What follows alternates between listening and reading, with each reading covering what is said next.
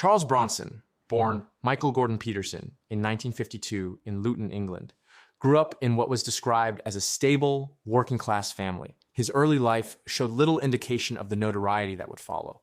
In 1974, at age 22, he committed an armed robbery at a post office and was sentenced to 7 years in prison. What began as a fixed sentence would ultimately become one of the longest continuous incarcerations in British history. While in prison, Peterson developed a reputation for extreme violence.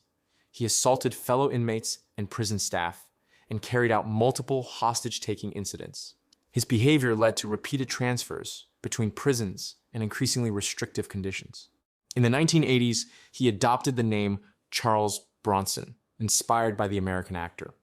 By then, he had already become one of the most difficult prisoners in the UK system.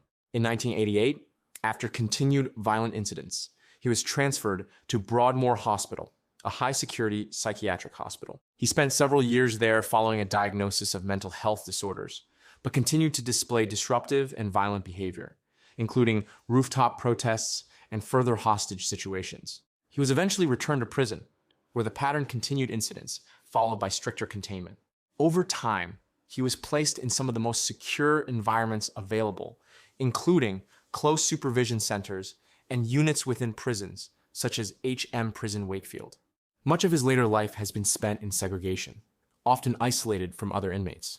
Despite this, Bronson developed an interest in art and writing. His paintings have been exhibited and sold, and he has published several books offering insight into his mindset and experiences. Across decades, his sentence extended not through a single conviction, but through repeated incidents within custody. As a result, he has spent over 50 years incarcerated, far beyond his original term. His case has been the subject of legal reviews and public debate, with ongoing questions around risk, rehabilitation, and release.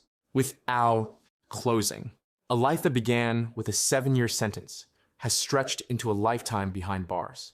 And while responsibility for his actions remains clear, the length and conditions of that confinement continue to raise difficult questions about the system itself and where the line is ultimately drawn.